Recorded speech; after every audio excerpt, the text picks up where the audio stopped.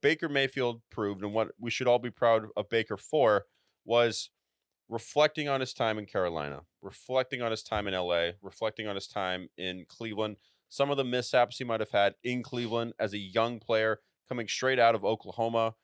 I think that he showed a lot of maturity this year, Yeah. where in past years, it was going at, maybe it was beefing with Colin Cowherd, or maybe it was beefing with Yeah. Odell's dad, or maybe there was just some weird maturity things that was kind of a question mark entering the draft with him. This year, he laid it to rest. It was behind him. He stopped with all the commercials that he had, and he stopped with going at the media and just playing football Yeah. fundamentally. And what did he have? He had a season where I think that it would be a shame to not see him win comeback player of the year just because of the story of somebody. First overall pick, goes to Cleveland, has success. They trade him, they get rid of him, they bring in Deshaun. He goes to Carolina, is terrible with Carolina, which looking at Carolina, who isn't at this point, Yeah. and then going to Tampa Bay, fighting for the starting job, and then winning the division, winning a playoff game, Mm. having the numbers to back it up, not turning the ball over, which was an issue he had in Cleveland.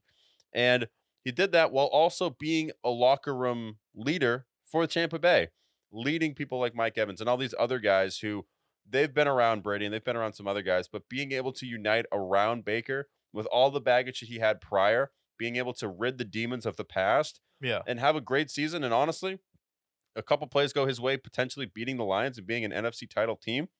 I think you should be super proud. And if I'm the Bucks, I definitely try to bring him back.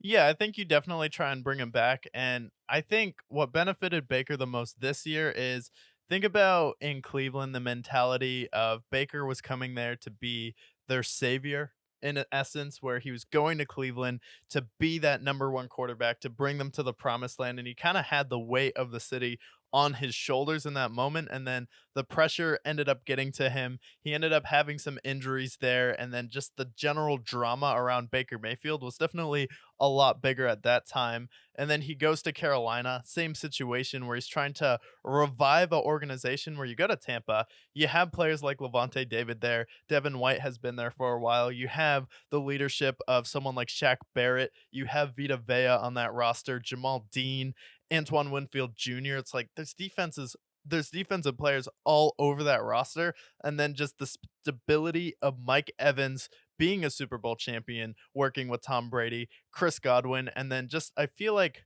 Todd Bowles is just a stabilizing head coach where he doesn't buy into any of that media nonsense. He kind of will shut down any stupid questions or any questions not related to football. And then he's just focused on the next game, playing football. We're the good roster, but we're going to be low key under the radar and surprise a lot of people. And I think that situation, that mentality is what was perfect for Baker Mayfield. And he went out there, had a really good game this year, threw for over 4,000 yards, which was incredible this year. And now he's gaining interest from multiple NFL teams. And he's kind of created a bidding market where people are looking at Baker Mayfield where, wow, he got to a divisional round. He's competed with teams like the Kansas City Chiefs. He's competed with teams like the Detroit Lions, where maybe if that interception that was dropped by Jared Goff that Jamel Dean dropped in the end zone, that game could have gone a very different way. Maybe if his coach doesn't go for two.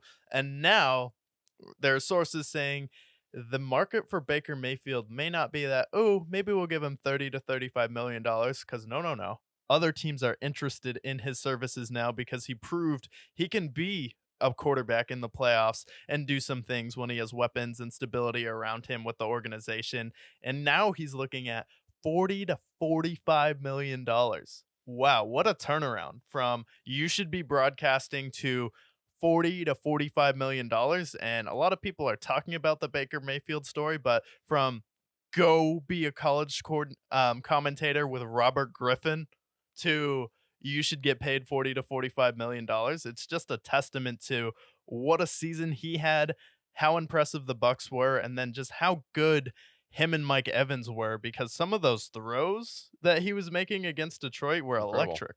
Yeah, absolutely. And I think that's one of the reasons why I've always rooted for Baker Mayfield. He was a walk-on in college, the first walk-on to ever win a Heisman, first overall pick, all this noise about him. He had all this, maturity questions. Is he the guy? Should they take Yeah. Sam Darnold over him? And then he wins the Browns their first playoff game since 2002 against their bitter rival Steelers. Mhm. They move on from him. There's some weirdness in the last year with Kevin Stefanski and the Odell situation. And then through it all, he's just been a competitor. Has a chip on his shoulder. This year, signs for $2 million Yeah. with the Bucks.